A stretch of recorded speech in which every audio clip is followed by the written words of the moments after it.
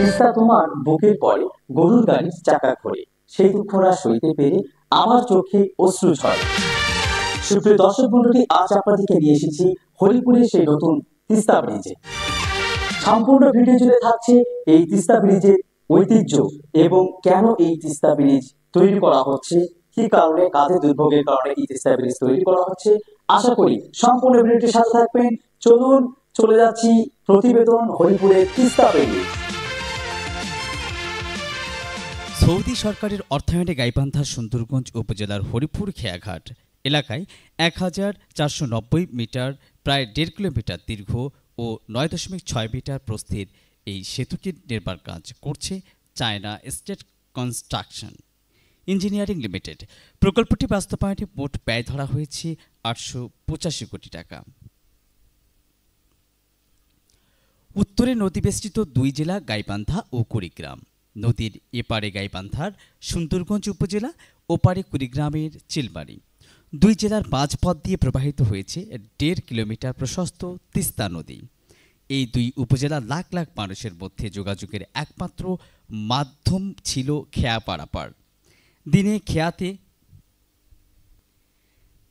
খেয়াতে নদী পাড়ি দিতে পারলেও সন্ধ্যা নেমে এলেই বন্ধ হয়ে যায় খেয়া পারাপার। দূরত্ব মাত্র 1.5 কিলোমিটার হলেও দেরি কিংবা যে কোনো কারণে খেয়া ধরতে না পারলে উপোস করে রাত কাটাতে হয় নদী পাড়ি দিতে না পারা অপেক্ষারত মানুষদের। যুগ যুগ ধরে যাতায়াতের সেই দুর্ভোগ নিরসনে গাইবান্ধা সুন্দরগঞ্জে নির্মিত হচ্ছে 1.49 কিলোমিটার দৈর্ঘ্যের স্বপ্নের তিস্তা সেতু। প্রকল্পটি বাস্তবায়িত হলে কুড়িগ্রাম, উলিপুর, নাগেশ্বরী, ভুরুঙ্গাবাড়ি, চিলমারি থেকে সড়কের পথে ঢাকার দূরত্ব কমে আসবে প্রায় 100 কিলোমিটার। দূরত্ব কমবে বিভাগীয় শহর রংপুরেরও।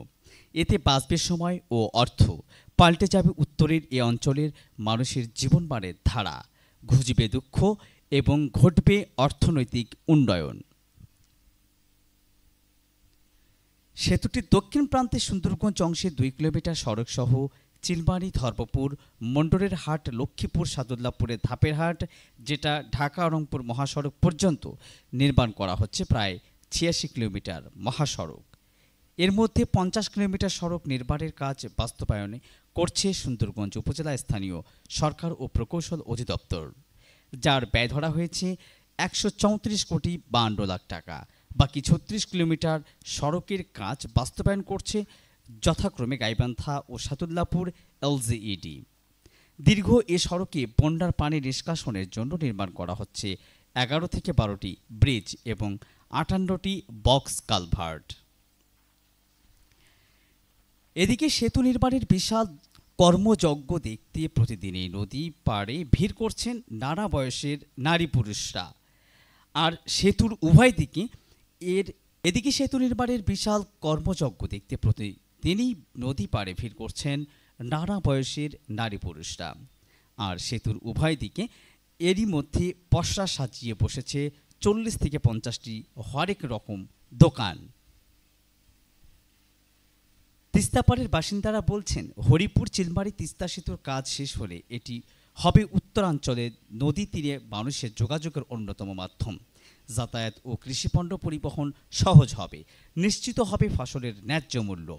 দুই পাশে নদী শাসন করায় কমবে তিস্তার ভাঙন, একই সঙ্গে নদী পাড়ের হাজারো মানুষের ব্যবসার প্রসার ঘটবে। চিকিৎসা, শিক্ষা সহ সব ধরনের সুযোগ সুবিধাও বৃদ্ধি পাবে এই সেতুর মাধ্যমে। নির্মাণ কাজ শেষে সেতুটি জনসাধারণের জন্য উন্মুক্ত করা হলে এ অঞ্চলের মানুষের জীবনযাত্রার মানের পুরো চিত্রই পাল্টে যাবে।